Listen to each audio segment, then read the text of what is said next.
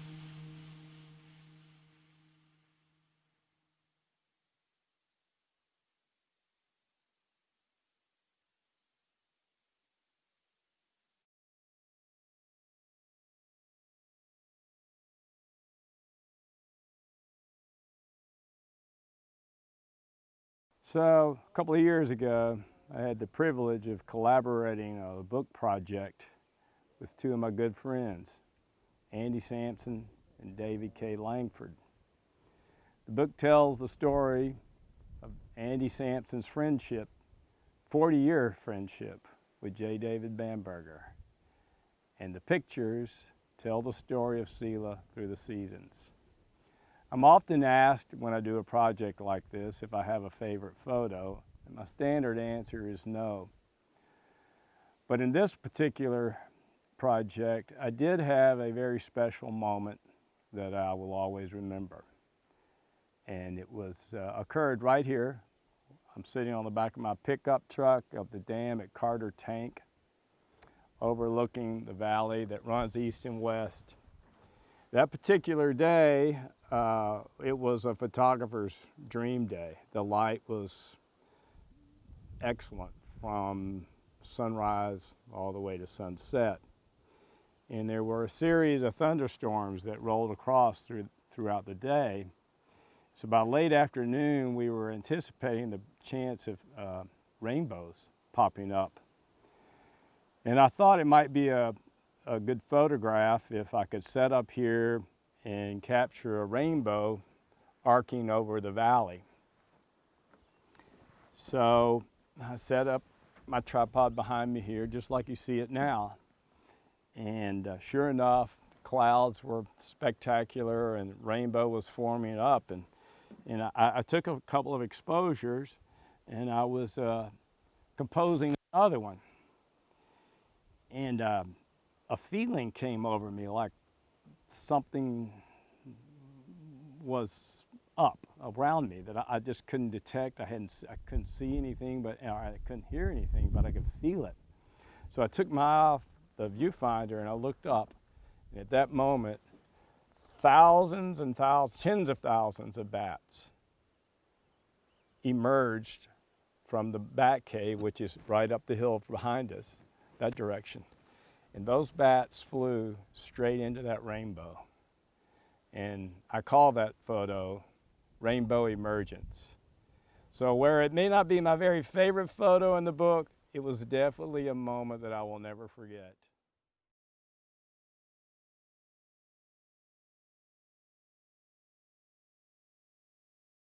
So hi folks, today's ride is one of my favorite here at Bamberger Ranch Preserve. It starts out at the guest house, meanders through a beautiful meadow of wildflowers, then enters what we commonly call Turkey Hollow. We'll take a spin through Turkey Hollow and around our campsite, which we appreciate our volunteers so much for making all the improvements on over the last 18 months. It's really been a great project to watch. After we leave Turkey Hollow, we approach the infamous Big Hill. Now today we're not going to film me climbing the hill because that would take too long, and it reflects, I'm afraid, on how slow I've become. Nevertheless, it is my policy that you cannot enjoy the downhill if you don't do the grind on the uphill. More or less, it's like you've got to eat your dinner before you have your dessert. So meet me at the top. I'll be eating my dinner. You be taking it easy. When we get up there, we'll have a few more comments, and then you can join me for dessert on bombing the Big Hill.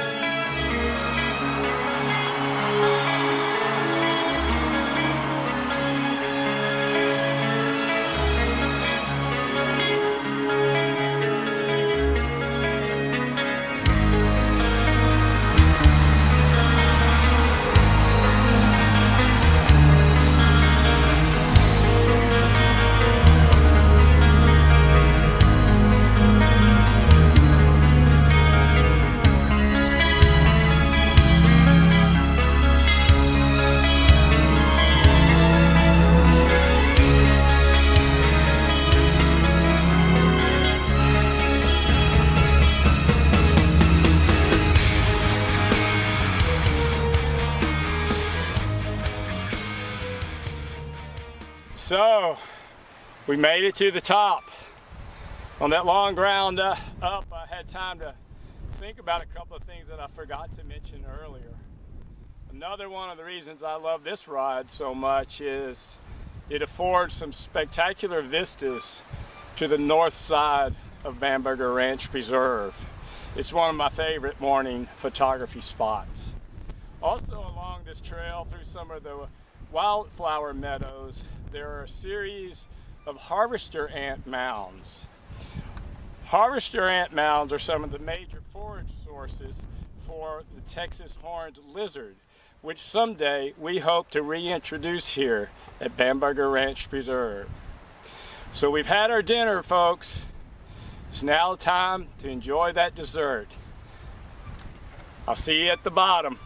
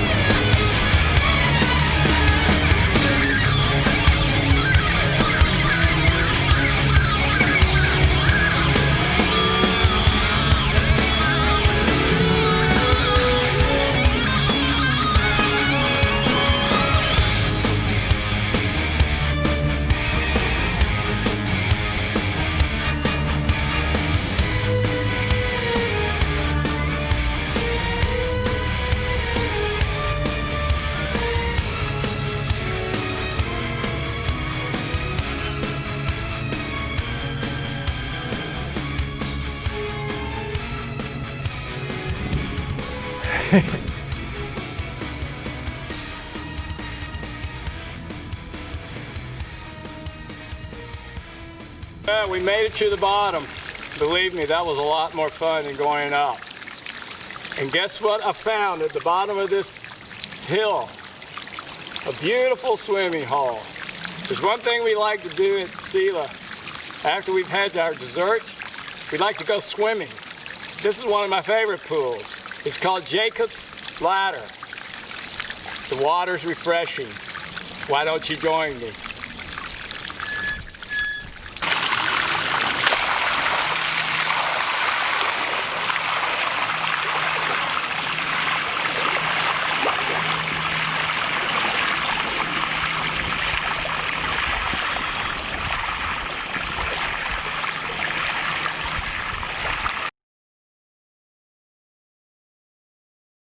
Well, hello, Dr. Sansom. Welcome to Selah. How you doing today? Very well, thanks. Good, It's a wonderful. privilege to be here. That's how I always feel when I'm here too. It's a wonderful place. Can I call you Andy? Of course. Okay. Andy, could you talk a little bit about how you first came to Selah, encountered Selah, met J. David Bamberger? Well, when I, in the early 1980s, worked for the Nature Conservancy, it was horribly in debt. In fact, it was located above a pornography shop in Austin. And I heard that there was this industry chieftain in San Antonio that was supportive of environmental organizations. And I was unable to get to him because he was very busy at that time. Churches was in some significant challenges. But I began work to protect Bracken Cave, which is, as you know, the largest concentration of mammals on the planet. And I sent him a note, and I told him that I had the keys to Bracken Cave and would he like to join me. And he called me almost immediately and he said, "I'll bring the chicken." And so that's where our relationship started almost 40 years ago. Wonderful, that's great. And so what, in all those years, what are some of your favorite things about Selah and about the preserve? Well, it's very hard for me to separate Selah from Mr. Bamberger in the sense that a good part of the meaning of this place results from his vision, enthusiasm, passion, and commitment. But beyond that, I think what I and so many others who have been here over the years and come to visit have appreciated is the presence of so much water. Particularly today, when water resources in the hill country are threatened more so than at any time, certainly in my lifetimes, if not in the history of occupation in Texas. The presence of water here is an incredible blessing, and one which itself transmits a message that not only are we going to have to do a whole lot more to protect our water resources, but there are ways to manage the landscape to enhance them. Mm-hmm. Mm-hmm. Wonderful. And how have you seen those lessons about water?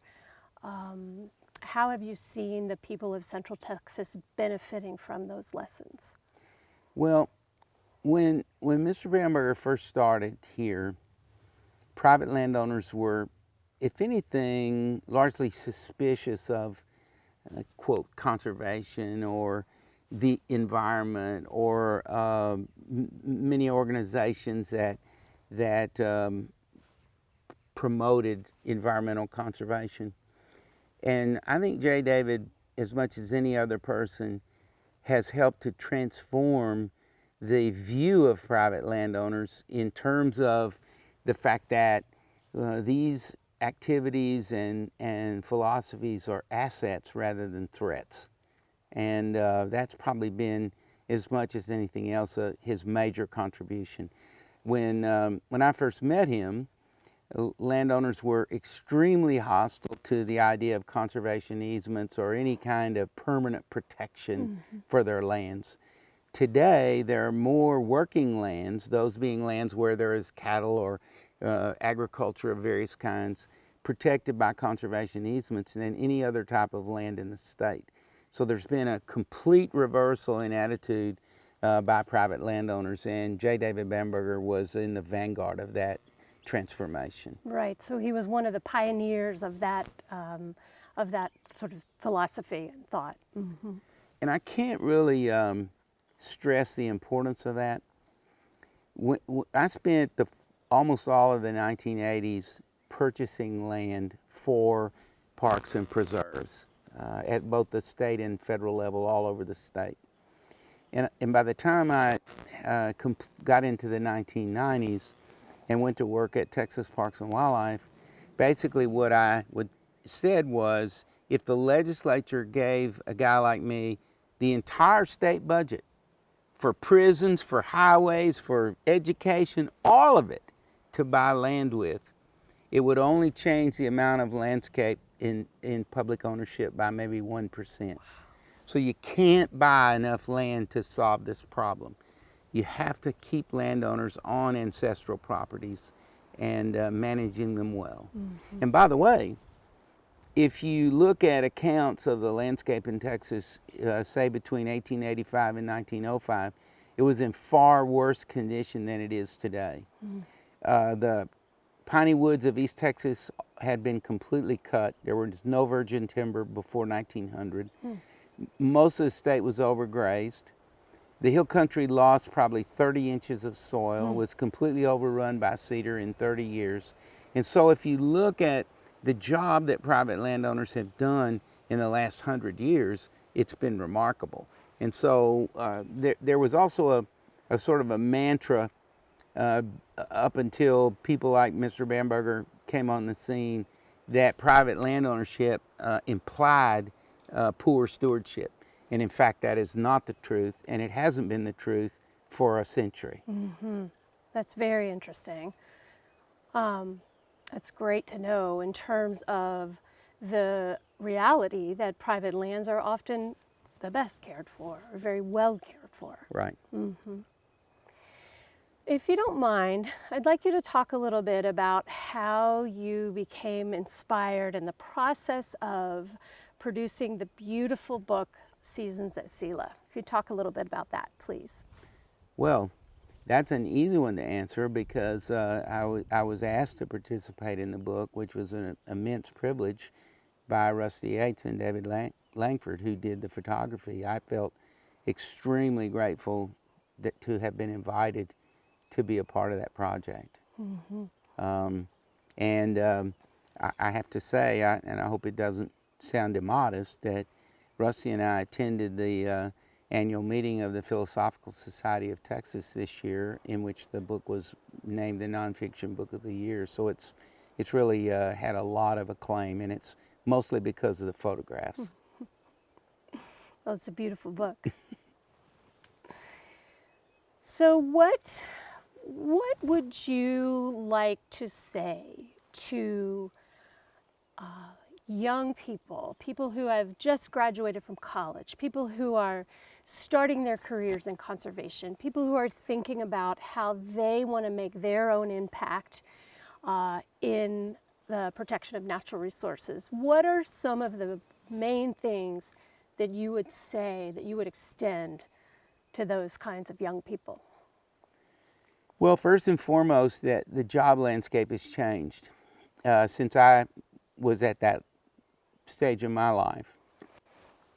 When I got out of school with a degree in a kindred field, the jobs were all in the government. Today, most conservation jobs are in the nonprofit sector. And that's for a number of reasons. One, government has contracted. Number two, there's been a proliferation of private organizations that are dedicated to conservation. And what that's done is that it's made the career opportunities in conservation very, very exciting. And I guess one of the most important things that young people need to grasp is that those jobs require multiple skills. It's wonderful to be out here with young people who know about video technology, because you can't work in a nonprofit today without understanding social media, fundraising, and all of the things that it takes to make a nonprofit organization work. And for me, that makes the career opportunities all the more exciting. Mm-hmm. That's great. There are probably at least 30 conservation organizations here in the Texas Hill Country alone. Mm-hmm. And there's some pluses and minuses in that, because the philanthropic resources are stretched. Mm-hmm. But what I'm thrilled about is that there's more and more collaboration and cooperation between them, so that they are joining their efforts and thus being more efficient about the philanthropic resources that are available to them. That's wonderful. That's great. Is there anything else that you would like to say right now as we sit in this gorgeous space, Turkey Hollow, A space which I will add, by the way, has been beautifully restored by many volunteer hours. Is there anything that you'd like to add that we haven't talked about yet in terms of your relationship with Selah or your long history with Mr. Bamberger? Anything that you'd just like to add to our conversation? Well, you can't sit in a place like this without appreciating its significance in the long-term future of conservation in Texas. You know, I said what I've said about the problems of the landscape, but you could argue that the most serious problem that we have is that our children are all growing up in urban areas and they're not being exposed to the outdoors. And I would say the most significant thing that Selah has done in my experience with it is to move into a completely different level by providing opportunities for children to be introduced to nature for the first time. To make this movement successful, we have to have children understand that the outdoors is fun, that it's important, but most importantly that they need to take responsibility for it. And that's why places like this campground are critical to the future of conservation. Right now, I would say probably the biggest threat we face in the short term is the dampening effect that this tragic coronavirus crisis has had on fundraising for conservation. And so there's never been a more important moment for people to reach into their pockets and help organizations like Selah, because the contributions they make have never been more important. And so the issue right now is more than urgent. It's critical. Andy, I just wanted to take this opportunity to thank you so much for coming out here today, and also to thank you for being one of my conservation mentors and my conservation heroes. And I appreciate everything that I've learned from you and everything that a lot of other people have learned from you. And I just want to thank you for all your commitment to conservation in the state of Texas. Well, that's very nice of you to say, Dr. Sansom, but really it's I who should be thanking you.